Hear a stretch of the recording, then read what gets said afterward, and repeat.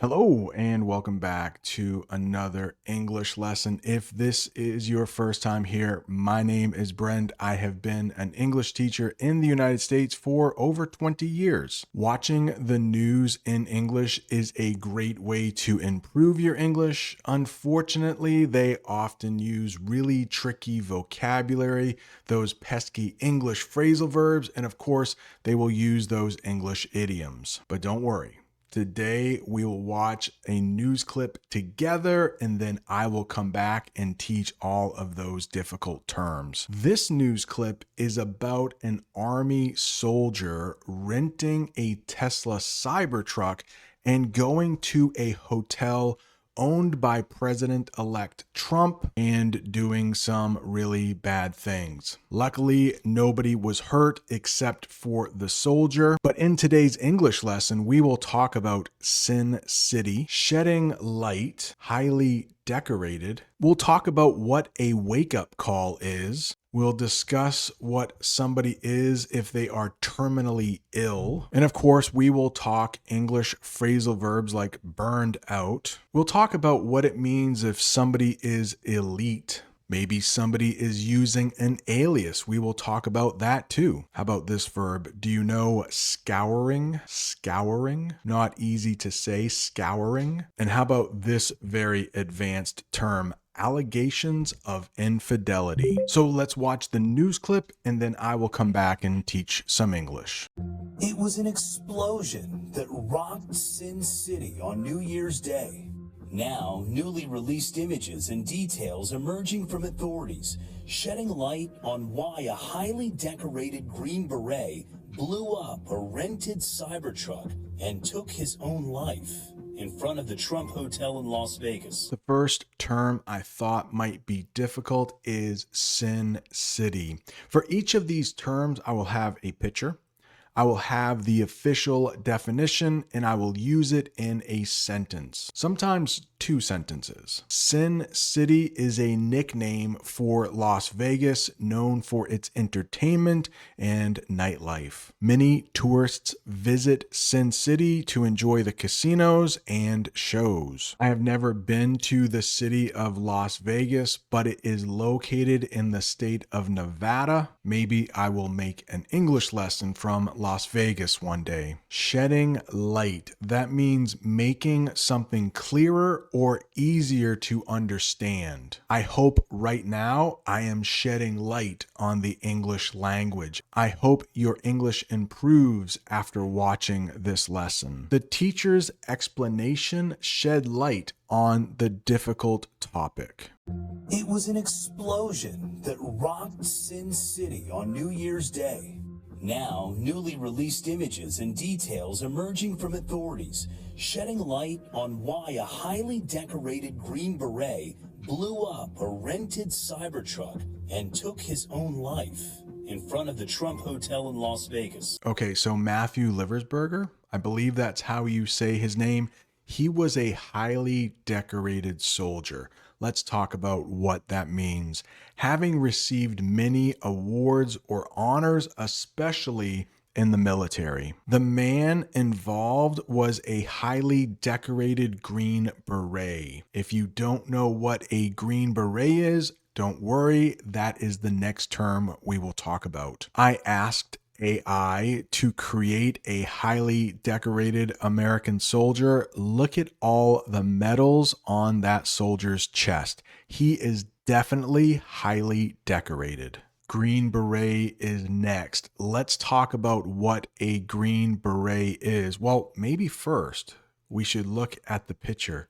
Can you even see a soldier in that picture? A Green Beret is a member of the U.S. Army Special Forces, known for special missions. They are some of the best soldiers in the U.S. Army. The Green Beret was on leave when the event occurred. We will talk more about what on leave means, but it means he had permission to leave the army. He could go back home for a while, but like I said, we will talk more about that in just a minute. But literally in that picture, That woman is wearing a green beret. It's a type of hat. I believe it is a word that comes from the French language. Green beret. Police saying 37-year-old Matthew Livelsberger left notes on his cell phone stating that his actions were a wake-up call to America. Next, we have a wake-up call. A wake-up call is an event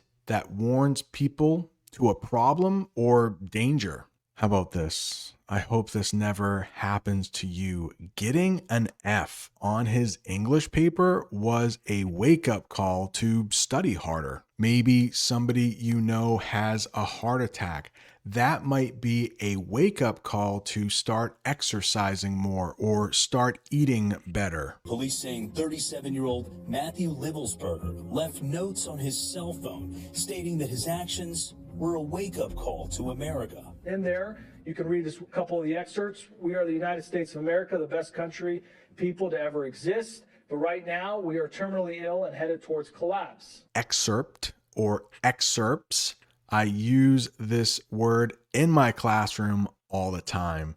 Short parts taken from a longer text or speech. She read excerpts from her favorite book to the class. I mean, classes are pretty short. My classes are about an hour. It's difficult to read a whole book in the class. A lot of times we will just read excerpts. Super sad here, but the soldier said the United States was terminally ill. We don't usually use this for countries. We use it for people, and it is very sad. It means having a disease that cannot be cured and will lead to death. The hospital provides care for terminally ill patients. In there, you can read a couple of the excerpts. We are the United States of America, the best country, people to ever exist. But right now, we are terminally ill and headed towards collapse.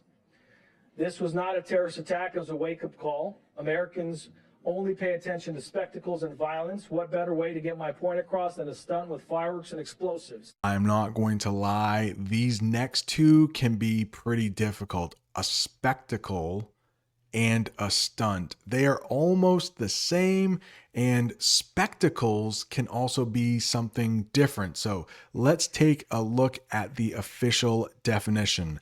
Spectacles can be eyeglasses. It's a very formal term for glasses. People might put on their spectacles to see better, but it's also something impressive to see. Look at those two people on motorcycles. You can see people in the background. This is quite the spectacle. People want to watch this. This first sentence is the one about glasses. He wore spectacles during the interview. The fireworks were a beautiful spectacle, so it's something you want to see. And just in case you don't know what fireworks are in English, there is a picture of some fireworks. Let's look at one more sentence just so you have a better understanding of what a spectacle is. She made a spectacle of herself when she yelled at the store manager. I'm sure everyone else in the store was looking at this woman. She made a spectacle of herself. Now, stunt and spectacle can sometimes be used as the same thing, but not always. A stunt is a dangerous or unusual action done to attract attention. Most of the time, a stunt is dangerous. Police are investigating if the act was a stunt. So this man who blew up the cybertruck, we will talk about cybertruck in just a minute, but if he blew up that cybertruck right in front of a Trump hotel, it was a stunt, it was dangerous, he wanted everyone to see it, but it was also a spectacle. Okay. Just to talk about the difference one more time between stunt and spectacle. A stunt is an exciting action. A spectacle is a big event that looks amazing. A stunt is almost always dangerous. This was not a terrorist attack. It was a wake-up call. Americans only pay attention to spectacles and violence. What better way to get my point across than a stunt with fireworks and explosives? Investigators say the notes on his phone providing clues to a possible motive. Why did I personally do it now? I need to cleanse my mind of the brothers I've lost and relieve myself of the burden of the lives I took. Master Sergeant Livelsberger was on approved leave from his base in Germany when he rented this cybertruck from the Turo app on December 28th in Denver. For these next couple, I don't have a picture because it's hard to find an image that really fits. Motive is the reason somebody does something. Like, what is your motive for learning English? Is it to travel to an English-speaking country? Is it to get a better job? Do you do it just because it's fun? Please let me know in the comments, why are you learning English? What is your motive? What is your motivation for learning English? Police are searching for the motive behind the explosion. Like, why did this guy do what he did? Her motive for volunteering was to help others. If you volunteer your time, you do not get paid. They also talked about this soldier having approved leave. Let's talk about what that means. Official permission to take time off from work. The soldier was on approved leave during the incident. If you ever hear the acronym AWOL, it's the opposite. It's when somebody leaves and they don't have permission to leave. It stands for absent without leave. Pretty much only used in the military. Master Sergeant Livelsberger was on approved leave from his base in Germany when he rented this cybertruck from the Turo app on December 28th in Denver.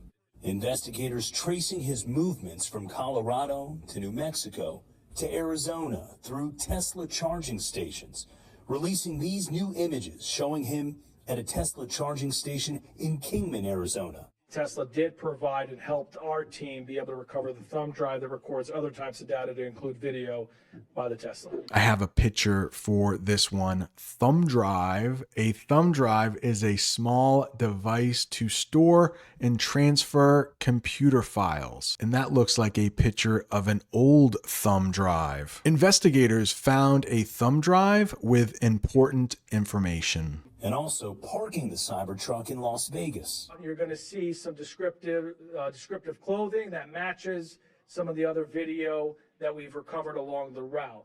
The Army Special Forces Master Sgt. Pulling into the Trump International Hotel valet at 7:35 Wednesday before pulling out. That hotel had valet parking. Let's talk about two different ways we might use valet. Can you hear any noises, by the way? My wife is upstairs and she is sweeping the kitchen. I thought I just heard some furniture moving upstairs. Sorry about that. But a valet is a person who parks guests' cars at a hotel or restaurant. This is just an example sentence. This did not really happen. The valet parked the Cybertruck before the explosion. But valet can also be an adjective. It can describe the type of parking. I have a couple phrasal verbs that they use in the newscast in just a minute. Pull out and pull in. Maybe we should talk about those two first. When you pull in or you pull your car in somewhere, you are arriving or stopping at a place. Arriving is the key. The Cybertruck was pulling in when it exploded. The bus is pulling in to pick up passengers. Another English phrasal verb there. Pull out. That means leaving or withdrawing from a place. The vehicle was seen pulling out of the parking lot. Now that you know pull in, hopefully, when you pull into valet parking, the valet will come out and take your keys and park the car for you. You can just go into the hotel or the restaurant. You don't have to worry about parking your own car, but if you use valet parking in the United States, you should probably tip the valet. The Army Special Forces Master Sgt. Pulling into the Trump International Hotel valet at 7:35 Wednesday before pulling out, returning an hour later, and then just 17 seconds after pulling in, the explosion. Flames tearing through the vehicle. Police saying he shot himself in the head. At least 7 people were injured. Police identifying Livelsberger by his distinctive tattoos. They use the term distinctive in the newscast. Let's talk about what that is. Having a special quality that makes something different and easy to recognize. I mean, come on, that cybertruck is pretty distinctive. I don't see any other vehicles that look like that. Let's take a look at a sentence that uses cybertruck and distinctive. The Cybertruck's distinctive design caught everyone's attention. Yeah, if you see a Cybertruck rolling down the street, most people are going to stop and look at it because it's so distinctive, it's so different. Police identifying Livelsberger by his distinctive tattoos. You can see a tiger tattoo. Inside that burned out truck, police also uncovering 2 semi-automatic weapons and canisters of gasoline, camp fuel, and large firework mortars. In the newscast, they talked about a burned out truck, and in a minute, we'll talk about what burnout can also mean. There are a couple different definitions in English. One reason why English is so hard, right? One word, one phrasal verb can have different meanings. But a burned out truck is a vehicle that has been destroyed by fire. The firefighters arrived to find a burned out truck on the side of the road. Burned out, but you also might hear burnt out. I say both. You can also feel burnt out when you have a lot of work to do or stress. Take a look at that picture. It definitely looks like that man is burned out. This might be a new word for you in English. Canisters? Canisters?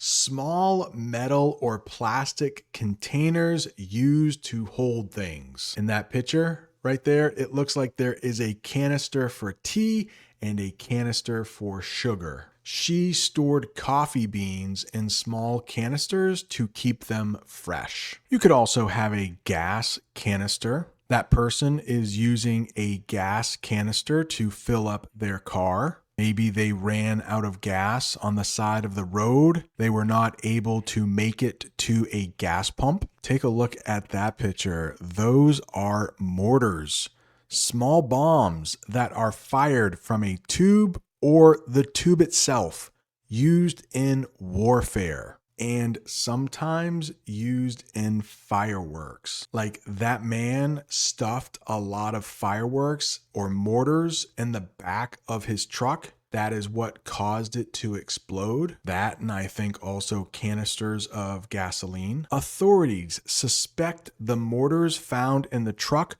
were part of the explosive device. Explode is the verb, explosive is the adjective. Police also uncovering 2 semi-automatic weapons and canisters of gasoline, camp fuel, and large firework mortars. Police say Livelsberger's passport and wallet, which contained his military ID, were also in the vehicle. Investigators are also looking at reports that Livelsberger appeared on a reality TV show on the History Channel, The Ultimate Soldier Challenge, under the name Matt Berg. Inside Edition sharing video from 12 years ago showing the elite soldiers. Next, we have elite. Elite, the best or most skilled group of people in a certain area. The man was part of an elite military group known as the Green Berets. Yeah, like they are the best of the best. So in the picture, we have 2 different types of elite people. We have an elite soldier and we have an elite athlete. The person in the picture might be a very good swimmer, like the best of the best. So the question is, if we knew of a alias of Matthew Berg and he had been previously on a television show, we've seen that reporting but have not verified that reporting. Sources say Livelsberger was divorced and had recently remarried. His wife reportedly telling authorities he'd been out of the house in Colorado Springs since Christmas following a dispute over allegations of infidelity. Next, we have alias. That is how you pronounce that, alias. It's a fake name used to hide someone's real identity. The suspect used an alias when he appeared on the TV show. Okay, they used a couple big words together in that news clip. Allegations of infidelity. Allegations of infidelity. I mean, first, take a look at that picture. Maybe that will give you a clue. It looks like a woman is very mad at a man, and she is maybe showing him some text messages. He does not look happy. We might even say he looks distraught. He looks really worried. Allegations of infidelity. Maybe someone has cheated on their partner, but there is little proof. How about this sentence? The man denied the allegations of infidelity in his relationship. His wife reportedly telling authorities he'd been out of the house in Colorado Springs since Christmas following a dispute over allegations of infidelity. Investigators scouring the suspect's background. This one is hard to say. Scouring, scouring, scouring. Not easy. Searching very carefully for something. If that is too hard to say, just say searching. I spent hours scouring the house for my missing keys. Oh yeah, that man is lifting couch cushions.